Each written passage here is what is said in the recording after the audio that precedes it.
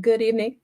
Good evening. It is Friday, November 14th, 2025, at least for another few weeks. Able to hear me?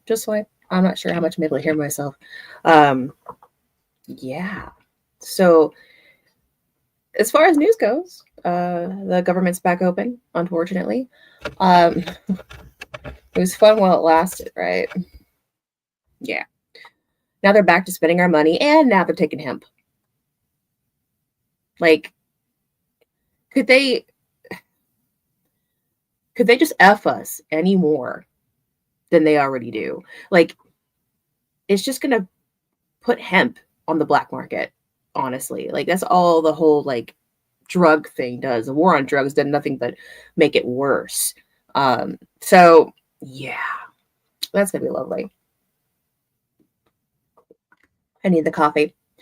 Um, I've been going to Starbucks too much lately. All right, so how are y'all doing tonight? So as far as news, yes, the government shutdown is no longer here.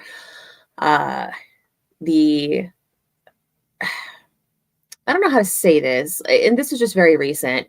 Trump said just, and I know I'm all about the mean tweets. All right, I love the mean tweets, but of course, I'm very protective of Thomas Massey, and he was kind of a dick.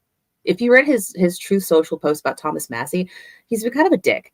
And of course, you know why? Because Massey doesn't toe the line with all the Republicans. He votes on principle. He votes what he thinks is right. And of course, Trump's party wants to say that Massey is voting with the Democrats, which is not really actually true.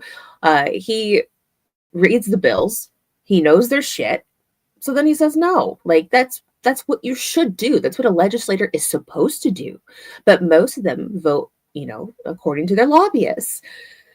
So yeah. Let's go to Sunday. I would be willing to bet money the hemp thing won't last. It's not even being enforced until 2027. Well, the way I see it is they have until then to flip it, like to uh, go back on that, to repeal that part. Because according to Rand Paul, there's a lot of hemp farmers in Kentucky. I personally don't know like where all the hemp farms are. I do use hemp for anxiety. I do use it for medicinally. I don't use it like recreationally. Like that's just not me. Like I don't even like the feeling of being drunk. I like my wits about me. But I do use hemp medicinally for anxiety. Otherwise, I'm on like a bunch of SSRIs and it's not good for me. Those are poison. And at least hemp is natural. So, I'm very open about using hemp medicinally for anxiety. And sometimes, it's the only thing that seems to really work because whenever you have such an anxiety issue, anxiety attack, like I have a lot of reasons why I do have such anxiety. And luckily I haven't needed it lately. Luckily, I've been pretty good, but there's times where it gets really bad. Like I've ended up in the hospital multiple times with like symptoms of like a heart attack, but it was just anxiety. And I've actually like practically fainted and I forgot very important, pertinent information because I was in the middle of an anxiety attack. Like it gets really bad. But lately it hasn't been all that bad. So yeah, hopefully they'll just repeal all that bullshit because that's all it is bullshit. There's no reason because hemp has so many good uses medicinally. I know a lot of our veterans use it, especially ones that have like PTSD. CBD, I don't know if CBD was even included with that ban or not, but CBD is amazing. It's great for pain. There's been studies proven that, even for some types of seizures, CBD can quell that and other conditions as well. So the hemp industry is very medicinal. And I wouldn't doubt it if Big Pharma had a part in that, in lobbying for that to get banned. Because they're the sleaziest motherfuckers besides the politicians, is Big Pharma. They really are. Outside of Washington, Big Pharma is the slimiest bunch of corrupt assholes that there are. It's just what they did during COVID and working together with the politicians to make sure that they were going to be scot-free for any kind of liability was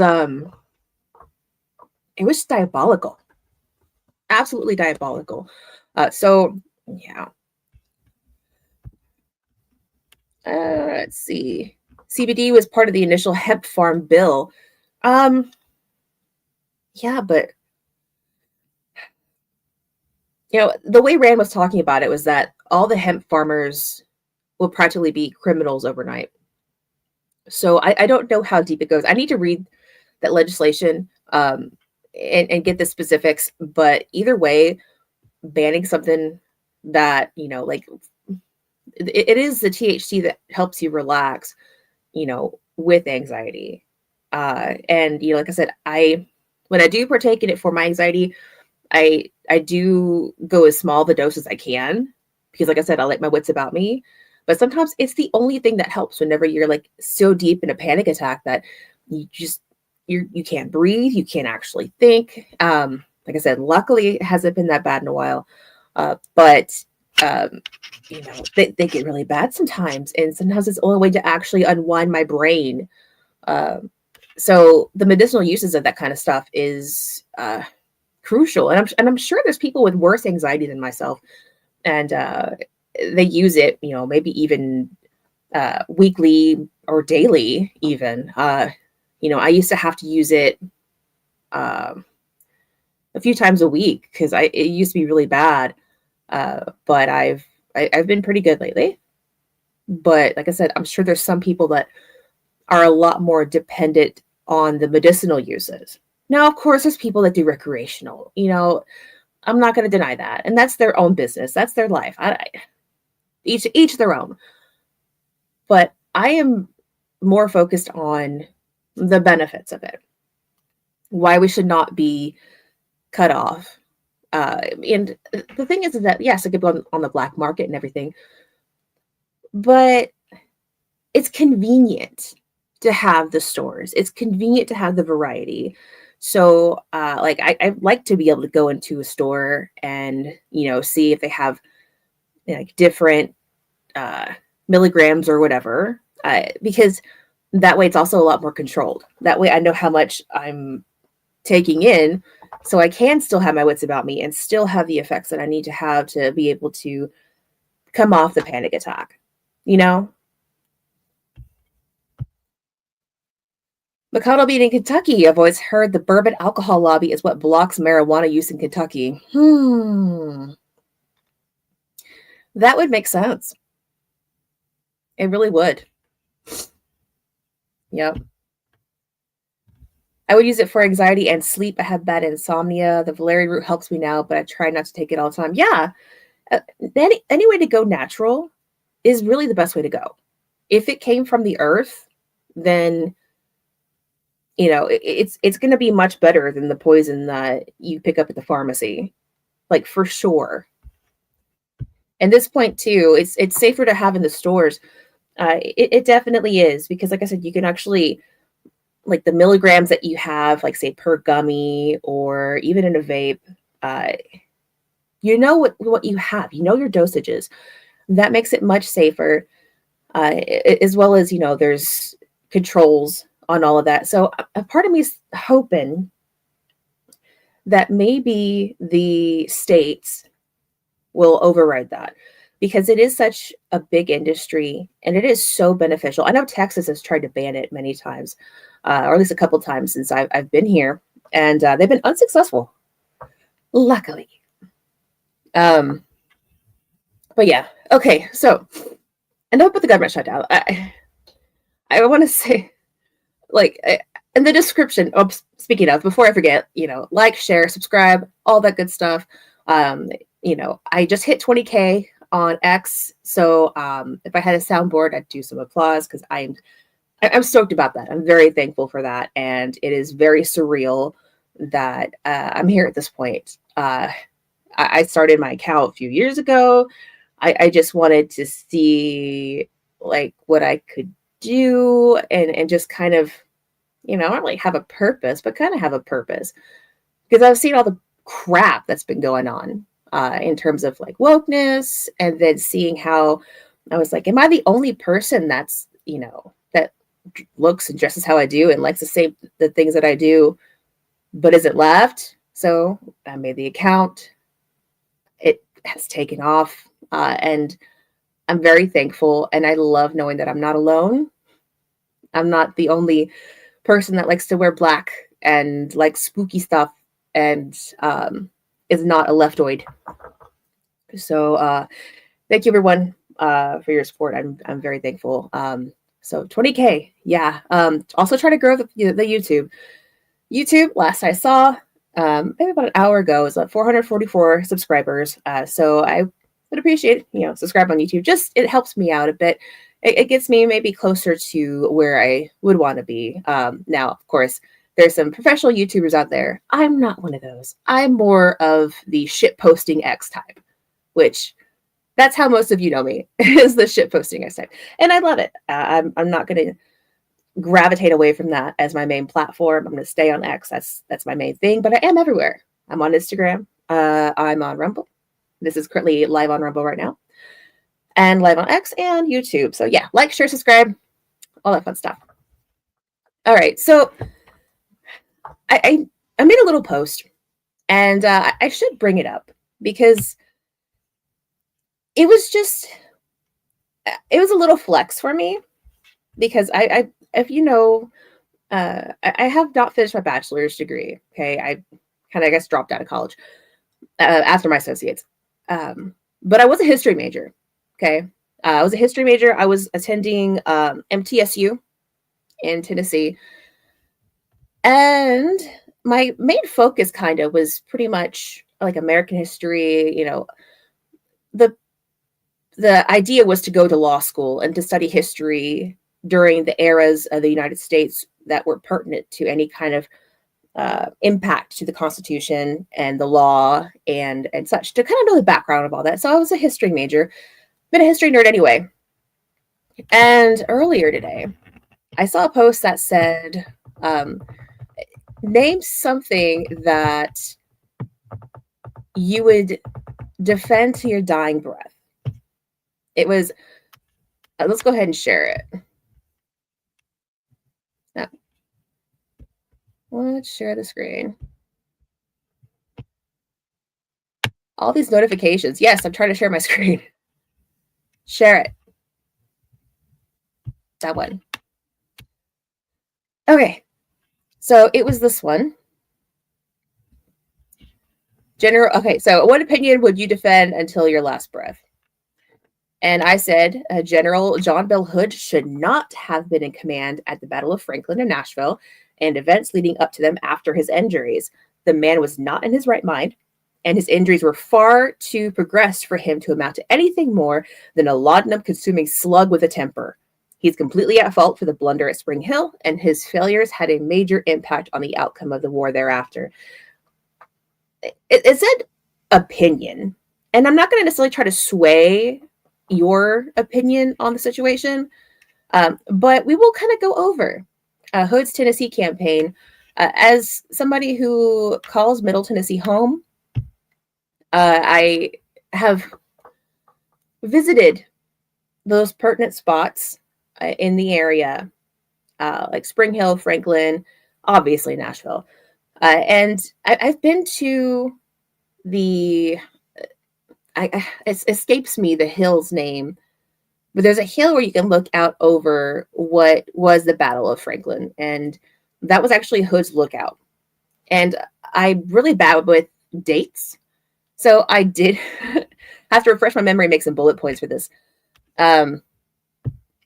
Because, like I said, I'm bad with dates, but I could sit here and talk about like gossip, like, oh, this is what the general did, and this is what he said, and blah, blah, blah. But I'm sure there's people who like and would want dates for things. I'm not as long as you kind of know, like, a roundabout when things happen. Okay. So, uh, pop-ups, sorry, of Hood's Tennessee campaign, because this actually was kind of not necessarily towards the end of the war, but yeah, kind of towards the end of the war. Let's close out the Twitter. We don't need the or X. Sorry, I dead named Twitter. Or oh, I did it again. I dead named X. Okay.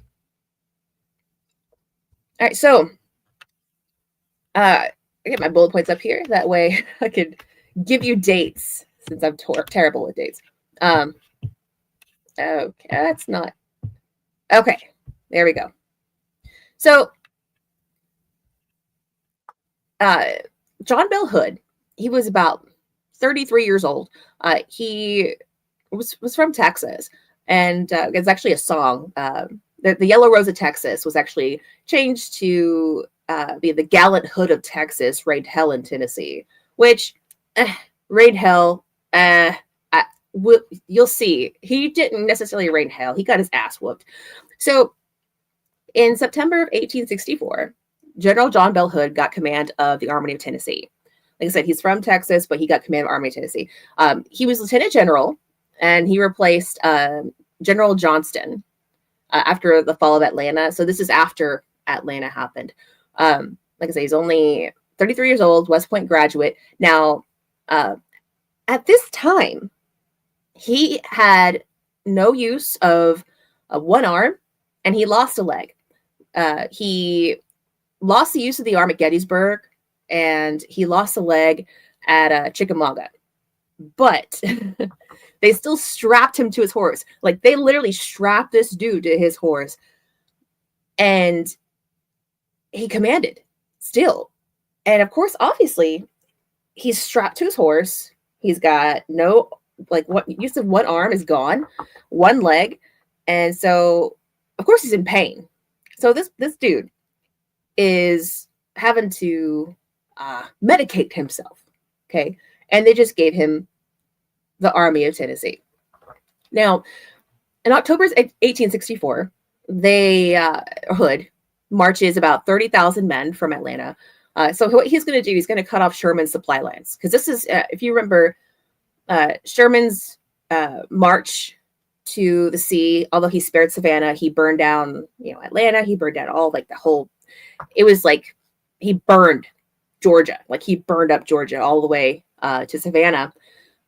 What Hood was trying to do, he was trying to cut off Sherman's supply lines. He was trying to keep Sherman from his march, basically. He was trying to pull Sherman out. So he was trying to basically get Sherman to chase him, which he did for a little bit. But then Sherman's just like, no, I'm just going to go back this way. But what Hood did is he continued up through Tennessee, which for his army was like, they're going home. Like, yeah, they were like, yay, okay, let's go. So that was in October 1864. And that's whenever he started moving into Tennessee. They came in, since they were, of course, in Georgia, they went through and came up from Alabama. So if you have a map of the United States, it's like, because he went up through Middle Tennessee, because he went through Columbia, first. And so okay, I should bring up a map of Tennessee. There's Columbia, then there's Spring Hill, then there's Franklin, and then there's Nashville. And that's just kind of like loosely where they're located. So if he's coming up north, you're going to hit Columbia first. So he goes through Columbia, and when he gets there, there's like a river called the Duck River, and he does try to outflank Union Major General John Schofield. Now, Schofield is going to be basically his nemesis in this whole thing. They're basically rushing and racing to get to Nashville, because Nashville, of course, it's a big city. It's a capital. It was a hub that you want to be able to take the capitals. So he's kind of racing Schofield there. Now, they both kind of get delayed because there was like a lot of rain going on, and the Duck River was just like, it was like a quagmire. So that was a little bit of a muddy shit show. And that was November 21st, 1864. So that's about how long it's taking him to get up here. So just about 8 days later, they make it to Spring Hill. Now, Spring Hill is just north of Columbia. I forgot how many miles it is, but So they get to Spring Hill, okay, and Hood actually surprises Schofield's retreating column, like along Columbia Pike, which is like this main road that goes from Columbia to Spring Hill to Franklin. And here's where I can get a little gossipy here. So John Bell Hood, like I said, he was on laudanum, and I did do a whole paper and actually researched this. So I have actually read accounts. So this is not me just gossiping here necessarily, because I did study this particular topic extensively. So there are accounts, because whenever you have an army encampment, usually the bigwigs, the big generals, they're not typically going to stay in tents unless they have to. If there's some houses nearby, they'll kind of stay in like the civilians' houses, like, yo, you have a big mansion. I'm a general, so I'm gonna sleep over. You know, they host them, whatnot. It's a war. So Hood was staying in like a smaller house, you know, further away from Columbia Pike. And like I said, he's still the man in command. He did have a bunch of generals underneath him. One of them actually was Nathan Bedford Forrest, the one who was famous for the Ku Klux Klan and is famous for Forrest Gump being named after him. So I think that's a better claim to fame, because Forrest Gump's an amazing movie. So he's posted up at this house, and according to accounts, during the night, the Union Army was just walking on by in the darkness, just kind of snuck past. There were accounts that they were so close to the Confederates' encampments that they were actually going up and lighting their tobacco on their fires that were there. So he gets word. Apparently, he does get word. Somebody, you know, gave him the word. And apparently he was so zonked out that I don't know if there was a response or if it was just incoherent, but he, like, according to the people that witnessed him, a lady, I don't recall her name, he was zonked out. And apparently that was like in the newspaper. I think some newspaper I read that he was out of it. Basically, they're telling him, hey, General, you know, the Union Army is starting to come across. You know, they're walking by us. And yeah, there was nothing done, right? Because they got by. They got by in the night while the Confederates were encamping. And there's this beautiful, like, plantation mansion called Rippavilla. It is kind of an icon of Spring Hill. The next day, after is November 30th, the morning of November 30th. Oh, that's coming up, actually. Wow. Anyway, so the morning of November 30th, because like I said, you know, the generals are usually hosted at like wealthy people's houses. Although he was staying at a house that was further away, the next morning, him and his generals had breakfast at this place called Rippavilla, which was like a big plantation mansion. And it was actually along Columbia Pike. You know, some of his encampment was kind of not too far from that Rippavilla plantation. And it's almost like he found out that Schofield and marched his army just right past him. Just right past him. And he's yelling at his generals about it. He apparently was yelling at them, "You robbed me of my victory." And yeah, apparently he really gave them an ass chewing. All of them. Now, apparently, General Forrest, or Nathan Bedford, I'm not General. Nathan Bedford Forrest was actually cavalry. And there is a popular little story that after that breakfast, because Hood reamed them so much about blaming them, although there's accounts that he was warned, but was so zonked out because of all the pain stuff he was on. And it was like right in the middle of the night.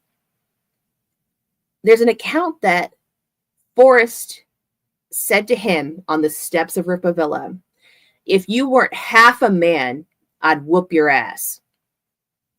Now, that's paraphrasing, but you get the idea, because he had like one leg and, use of one arm. So that was that was pretty I thought it was pretty was like funny, but it was like, ooh, like people haven't changed too much, because that's kind of something that I could imagine someone saying. Now, if you weren't half a man, I'd kick your ass. So that's a popular story from Ripavilla. I don't know what he said or if he retaliated or anything. But anyway, so November 30th, 1864, Hood's pissed off. Hood's trying to run and keep up with Schofield. Now, Schofield gets to Franklin. Franklin is just north of Spring Hill. It is a little bit of a ways, but an army could easily march there from like that evening and, be camped up by the next afternoon, which they were. And they already started building, fortifications. They got some fortifications right near this house called the Carter House, which is still there, and you can still tour it. And there are still bullet holes in it. I've toured it before, and it is fascinating, to say the least. Now, Hood's trying to race there. He's pissed off, right? But they had that issue back in Columbia, right? At the Duck River, where they were held up, all this other stuff. So his heavy artillery was still in Columbia. It hasn't made its way up north yet. But what he does is he gets on this hill. And like I said, the name of the hill escapes me, although I've been there many times. It's very peaceful, beautiful lookout. He's posted up on this hill, which you're able to see this whole huge field. You can see all like the area that will be the battlefield of Franklin. Unfortunately, right now, it's all shops and restaurants. But he's looking out over this hill, and he's trying to kind of calculate somewhat with his generals. But this guy who's drugged up, in pain all the time, one leg, no use of one arm, his pride's already hurt. So he's already just saying, all right, this is what we're going to do. We're just going to go for it. But like I said, his heavy artillery is still in Columbia. So this guy's not thinking straight, because what the fortifications the Unions had, they had like actual wood fortifications. It was almost like encamping all around that area of Franklin, because it's keep going down that same road that they were all on. There is like downtown, and it's still there, of course. Beautiful area. And their fortifications were pretty strong because they had time to build it. And this is, mind you, this is so getting into the evening. This is like late afternoon. And Hood decides that he's going to attack. He's not going to wait for his heavy artillery, which would have been the smart thing to do, right? But he had, he started out with 30,000 men. Remember that. He started out with 30,000 men in the Army of Tennessee. What he did was a frontal assault across 2 miles of open ground. He hurls 6 divisions, about 19,000, against this huge entrenchment. He basically sends them into slaughter because the Union was all set up. They were ready. They had their heavy artillery. In fact, there is so much carnage in this battle. It hurts me that it's overlooked as much. This is the only battle in the Civil War that was fought entirely at night. Like, you can look it up. The only battle that was fought entirely at night was the Battle of Franklin. And it was 5 hours long. 5 hours long of just pure carnage, because he's doing a frontal assault to a fortification that Schofield had. Now, Schofield, he wasn't short of men at all. He wasn't short of men, and he had everything set up, all of his artillery set up. He was well fortified. The flanking that they tried to do, it was still all head on. They didn't try to go around much to do anything, because they fortified that much. So he sent his men into slaughter without heavy artillery, because his ego, this is my opinion, of course, but it's kind of obvious. His ego was hurt. The guy was drugged up from all the pain stuff he was on, because some dumbass put him in charge. I'm not sure like who gave that that order to put him in charge of the 30,000 men for the Army of Tennessee. And after 5 hours of fighting in the dark, including drummer boys fighting too, there is an incredibly sad story about during the Battle of Franklin that a drummer boy took his drum and he stuck it to the cannon. I'm not sure if it would fit the cannon, you know, because they weren't really big. He stuck it to the cannon, almost like he was trying to stop it. This is a drummer boy, okay? And they fired. I'm sure you can imagine what happened to that little boy. It was devastating. Now, they had about 6,250 casualties. And among them, 6 generals killed, 6 generals wounded, and 1 general captured. Now, if you ever go to Franklin, there is a beautiful plantation, another beautiful plantation, called Carton, owned by the McGavics. The McGavics, obviously by the name, they were of Irish descent. John McGavick was the man of the house. I don't believe he was home at the time. I'm not sure if he was out. Yeah, I don't know. Either way, John McGavick was the man of the house. And he inherited it from his father. His father had it built. His father was from Ireland, I believe. Anyway, before the battle, of course, they went to the McGavics and they, you know, asked questions about lookouts and such, using it as a pose, which, you know, they did somewhat. But after the battle, they brought a lot of their wounded to Carton. Now, if you ever get to visit Carton, I highly recommend it. Franklin is an amazing historical spot, historical area, lots of history, lots of sadness and death. Now, Carton was used as a hospital. I got so many stories about Carton. I've been there so many times. There's a story that there were 5 generals laid on the porch. There are some disputes on, you know, which, like, if there was 5 generals. Now, there are confirmations about which generals. Now, it was the ones that were killed. Hang on, I have them down here, but like, I know for sure Claiborne, General Claiborne. Claiborne was from Ireland, but was kind of like for Arkansas, which kind of combined with the Army of Tennessee at the time. Claiborne was one. Strahl was one. And the ones that were for sure on the porch of the Carton. Let's see. It was Strahl. It was Claiborne, and I want to say Granbury. Regardless. Okay. Side note. General Granbury. There's a picture of General Granbury. I need to find it and post it on Twitter. He actually, like, in this picture, he looks just like Orlando Bloom. Like, it is crazy. It is absolutely crazy. It is one of those that I was like, ooh, like that. That was one of the generals. Yeah, he was one of the generals that died. It was generals that died at Franklin, which generals killed is a big deal.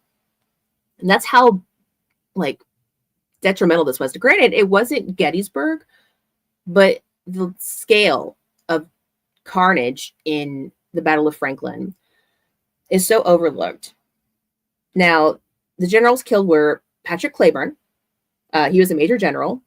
And he was known as one of the Confederacy's finest commanders. There was John C. Carter, States Rights Gist, which, how Southern, his name is States Rights. Huron Granbury, the one I said looks like Orlando Bloom in a certain picture. John Adams, of course, not the John Adams, he was long dead. And Otho Strahl. So he lost 6 generals because he couldn't wait for his heavy artillery. His ego was tested and he had to go head on. Now, at Carton, they laid, at least 3 generals on the porch. Generals laying on a porch. They are that overwhelmed. There are stories from the Carton that the doctors were having to amputate so many limbs and they're just throwing them out the window because there were so many. They were doing surgeries, like, say, upstairs in one of the bedrooms. I believe it was the children's room. The 2 children, this boy and a girl, they had to stay in their parents' room. That was the only room that was off limits. That way the children had a room. They were doing surgery in the room and just throwing the body parts, the amputated body parts, out of the window. And there's a story that it got so high, and this is, of course, like, this is an unconfirmed story, but regardless, it was a very high pile of limbs. This little ghost story, I guess, it goes that a wounded man climbed all of those limbs to try to get help. He climbed them to get to the window and put his hand on the window trying to get help. Now, I don't know how true that is. A really spooky story because they say that the handprint's still there. You can kind of see it looks like a handprint, and they say if you move the glass, it comes back. But what is true, though, is that still to this day, in the Carton mansion, you can see what looks like rings, like coffee rings, but it's blood. There was so much blood because they would have buckets and buckets of blood.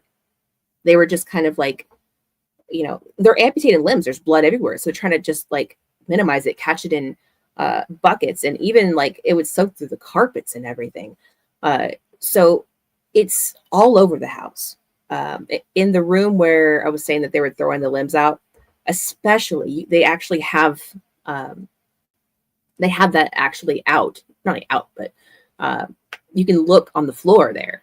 There is a ring of blood stains all over the wood floor. It's really humbling to know that that's what that is. It was so bloody. It was so tragic. So much life just lost. And, the children, when they grew up, they said that, that they were little. They didn't know any better what was going on. But their only recollection is that they were saying the animals were so loud. The animals were just hollering and just so loud. To the children, they didn't know that it was men getting their limbs chopped off. Who knows how much painkiller they actually had before they did it. But they said they were so loud and hollering. And so these children were hearing this happen. Carton was overflowing with dead. And in fact, the McGavics, especially John McGavick's wife, she kind of took this as her purpose. After the battle, she did her best to take all the names of everyone that they could identify. And she gave a huge part of their land, which you can see when you go there, about 1,500 soldiers, specifically 1,481 identified, because she worked that hard to make sure she could identify everybody as much as she could. The McGavick Cemetery on the Carton Plantation land is the largest private cemetery in the country. And she has it. She did such a good job. She did amazing. I commend this woman, what she saw and what she went through. And then she took all that time, took everybody's name, and she also organized them by state. So if you go to the graveyard now, you can go find the state. You can find your state and see who from your state was there. Yes, it was the Army of Tennessee, but not everybody was from Tennessee. They were just assigned the Army of Tennessee. And like I said, 1,481. Now, there are some who were sent home when their family found out where their bodies were. They had them sent home. So there are some that did get sent home. And I believe there's still markers there that designate that. But it's said that the rest of her life, she would go to the graveyard every day and walk it and check it and tend to it as if it were, because she lost, I think she lost 3 children. I could be mistaken, but I think she lost 3 children of her own. And she put her sorrow and energy from that into taking care of all these graves. She did that apparently all the way till she died. And her book with everybody's name in it is on display at the mansion upstairs. Like you go right up the stairs and it's like straight, like a little sewing room that women had. There's like a little display where her book is. It's a pretty full book. So I believe her name was Sarah McGavick. She did that the rest of her life. Took care of about almost 1,500 soldiers' graves until her death. Anyway, so that's a bit of Carton fact and everything. But yeah, if you ever get to visit Franklin, you have to go to Carton. Carter House too. That Carter was in the middle of the battle. That was straight head on because that was along the Columbia Pike. And that's where everybody was traveling. That was the road that went into Nashville. So when they were marching up towards Nashville up north, they were along Columbia Pike. And Carter House was on Columbia Pike. So they got the brunt of it. But Carton, being such a huge house, was used for a hospital. And it's, yeah. Anyway. Oh, Carrie, not Sarah. Yeah. Carrie Winder McGavick. That's what it was. I knew it was some super girly name, Sarah or Carrie. Carrie McGavick. Anyway, so on to the failure of John Bell Hood. So he lost to Franklin pretty bad. I believe he claimed victory, but it's like a pigeon shitting all over a chess board and kicking down the pieces and acting like it won. That was basically Hood. It's detrimental to his army. Now, at this point, like I said, it was November 30th. It's getting kind of cold. I don't know if you've ever been to Tennessee. It starts to get colder around that time, like pretty freaking cold. So they kind of like take a little, like very small breath to recoup. When I say very small breath to recoup, I'm talking about like December 1st. He's headed up to Nashville. Now, when he gets up around Nashville, he's like occupying a 4-mile line south of the city. He has about 23,000 men left. Granted, remember, he lost so many at Franklin. He lost almost, not quite a third of his military, but almost a third. He's got about 23,000 cold, hungry men. And the Union Major General George H. Thomas was actually the one that was in command in Nashville, or fortified up in Nashville. Schofield beat him there. Schofield was there. Now, Major General Thomas, Union General Thomas, he had a 55,000 man force in Nashville. And Hood is still this dumbass. Like,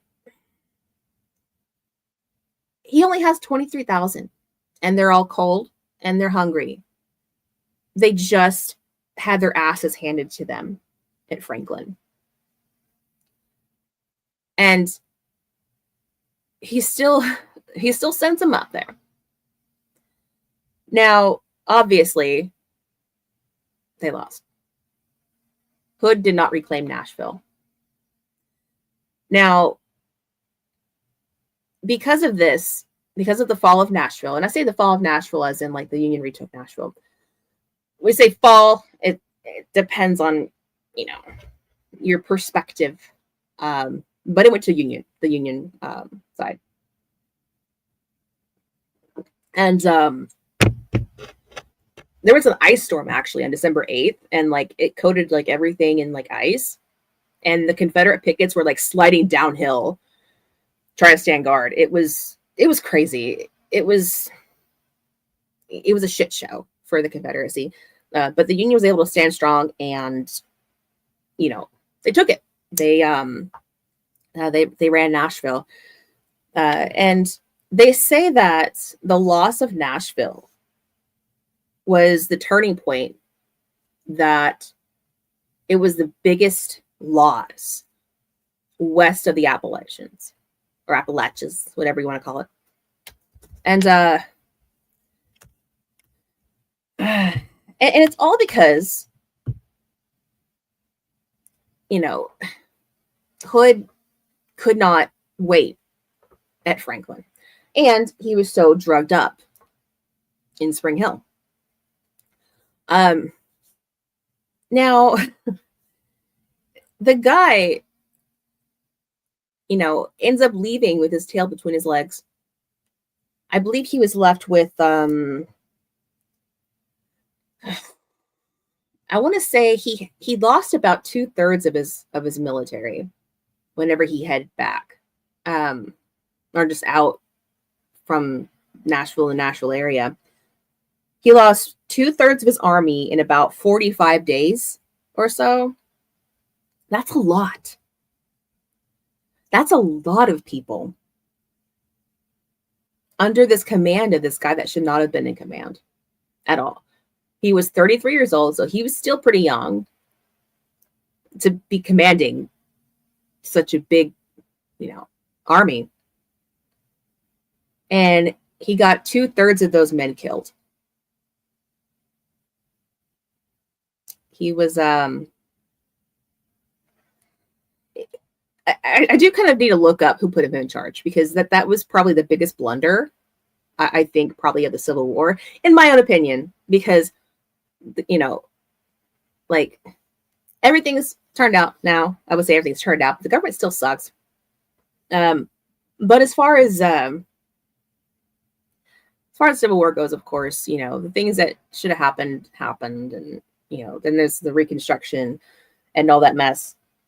And then an ancestor of mine got murdered during Reconstruction, which is another tale for another time. But a one-legged guy with only use of one arm, strapped to his horse, is basically like the domino that lost the war for the Confederacy. Now, John Bell Hood is looked over a lot. He's not really brought up a lot. You see like the other generals, like, yeah, you hear about Nith and Bedford Forrest, especially because of Klan. And, obviously General Lee. But you don't hear about these generals like Hood. And Hood is such a wild character. Because like I said, he had one leg, use of only one arm. And the impact that the Tennessee campaign had on the war was huge. It was absolutely huge. And you don't hear about it very often. But yeah, it is something that is, they say you learn lessons from history. One is definitely like, if you have to drug up yourself, don't command an army. If you're in that much pain where you're dependent on painkillers, don't go command an army. Besides that, there's lessons in ego, in, patience, and there's so much that history can show us, life lessons like that. And I say those, but those are kind of lighthearted lessons to the scale of what really happened. Thousands and thousands of casualties of people that were just sent to slaughter. And it was like that. They made so many charges, and each time it was just getting mowed down, pretty much. And if you were to see this lookout on this hill, and if you want, I could put some photos up of what the lookout looked like. They were just getting mowed down. It was a huge, like I said, it was 2 mile, but it was almost completely flat. And it was like farmland and such. So it was kind of cleared out. You could see the whole battlefield. So his hill was like the smartest thing he did, was occupy that hill for his lookout. But he essentially watched as he sent his men, charging them into slaughter in the middle of the night. 5 hours. And this is Franklin, mind you, which is also overlooked a lot. Now, there's some that do bring it up because it is such a tragic battle. Now, like I said, it's no Gettysburg. It didn't have the number that Gettysburg had. But in some ways, I think it's more intense than Gettysburg.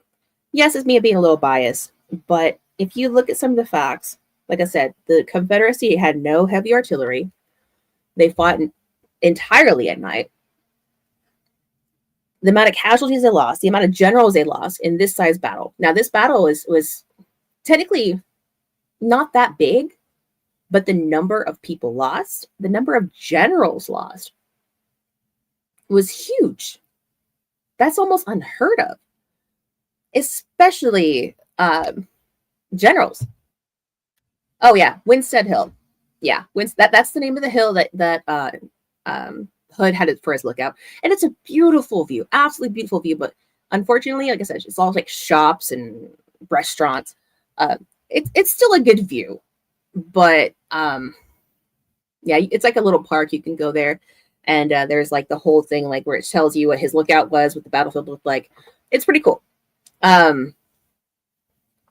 But yeah, I really like, not just because I'm from the Middle Tennessee area, but I'm quite attached to this story personally because I've been to these places.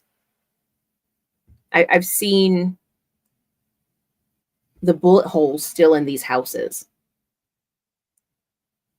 and the blood marks that are still in these floorboards. And you see real history like that, it makes it, of course, more real. Like that is a human being's blood on the floor. Probably not just one. That is probably multiple people's blood in those rings. The things that were going on for that blood to have come out, whether was it a bullet hole, was they taking out a bullet, were they amputating something? The circumstances behind every little thing, of course, obviously going to be a mystery for all the specifics, but the things that are the possible circumstances are so tragic.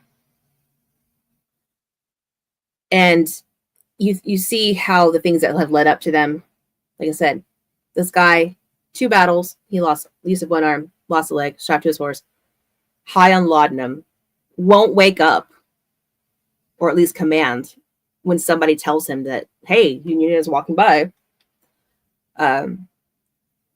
Yeah. So this, yeah, like I said, I can talk about this and get on my little horse here.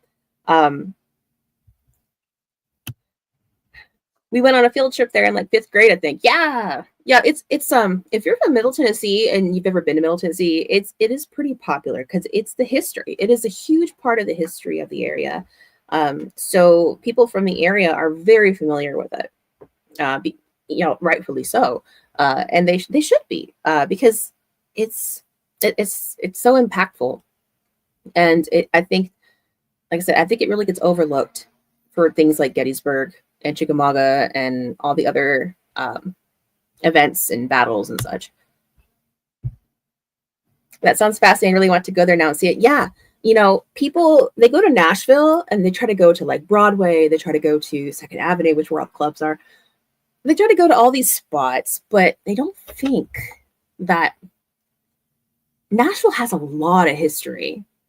especially like around Nashville, because you got to think around the big cities are going to be like um, a lot of history, even around Atlanta, especially around Atlanta, because all these armies want to occupy these big cities in the Civil War, right? So there's going to be a lot of battles trying to race up to these cities, trying to take these cities, and of course, the cities themselves are going to have their own spots, for battles. Like there's the I forgot what it's called, but there's like this really big painting in Atlanta, where it's like the painting of the Battle of Atlanta, and it's like takes around one room. It's like the painting is just like a 360. It's beautiful. But yeah, people will go to Nashville. They don't think that there's gonna be so much history there. Like they just go to their party. I bet. Yeah, it's just basically all to go to party. But it's an amazing area for history, and of course, if you're like, I saw Ghost Hunters was mentioned earlier. Yeah, if you're into the ghosty stuff, they have the ghosty stuff too.